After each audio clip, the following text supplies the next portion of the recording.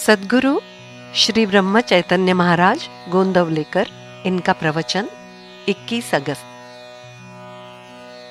सुख स्वयं पर ही निर्भर है। सुख का उद्गम हमारे भीतर ही है, वो संसार से प्राप्त नहीं होता। मनुष्य संसार से सुख प्राप्त करने का प्रयत्न करता है, किंतु वो उसे नहीं मिलता। उसका कारण ये है कि सुख बाहर से नहीं, अपने से प्राप्त करना पड़ता है। हम हैं तब तक संसार है, इस अर्थ की एक कहावत है।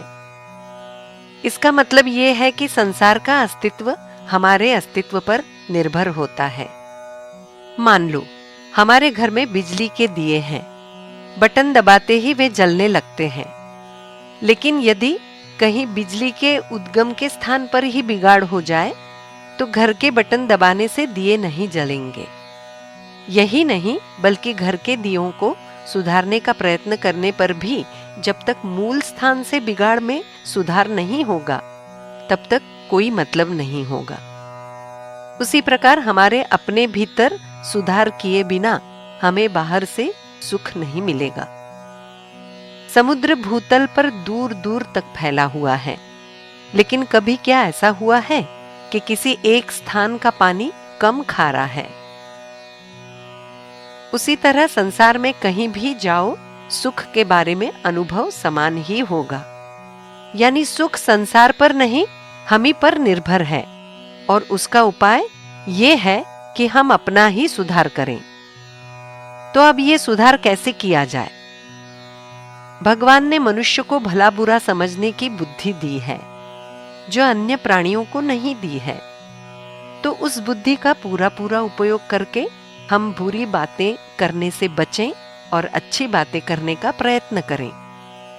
बुरी बातों से बचना हर आदमी के लिए संभव है, क्योंकि उसमें कुछ न करना ही काम होता है, और वो काम कृति करने की अपेक्षा हमेशा आसान होता है। अच्छी बातें सभी कर पाएंगे ऐसा नहीं। सारांश, सुखी होने का उपाय ये है कि विचार पूर्वक बुरी बातें करने का टालें और अच्छी बातें अपनी शक्ति के अनुसार करते रहें, और ये सब करते समय हमेशा भगवान का चिंतन करें। ऐसा करने से ही सुख प्राप्त होगा। संसार से सुख प्राप्त होगा, ये कल्पना ही गलत है। तेरा तेरे पास ही है, लेकिन तू अपनी जगह भूल गया है। क्योंकि जब हम खुद संसार की इच्छा के अनुसार नहीं बरतते या भगवान की इच्छा के अनुसार नहीं बरतते, तो संसार हमारी इच्छा के अनुसार बरते, ऐसा हम क्यों सोचे? गीता में भगवान ने कहा है कि मन मैं ही हूं। इसका मतलब ये है कि भगवान के बिना मन की तैयारी नहीं हो सकती। अतः हम भगवान को दृढ़ता से पकड़ रखें और संतोष से रहें। हमेशा भगवान का स्मरण करें और वृत्ति स्थिर करने की कोशिश करें। वृत्ति स्थिर होने पर उसके बाद संतोष होता ही है।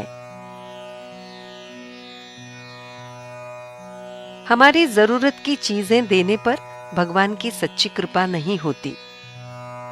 जैसी परिस्थिति है उसी में हमारा संतोष निरंतर बना रहे, ये उसकी सच्ची कृपा होती है। जानकी जीवन स्मरण जय जय राम।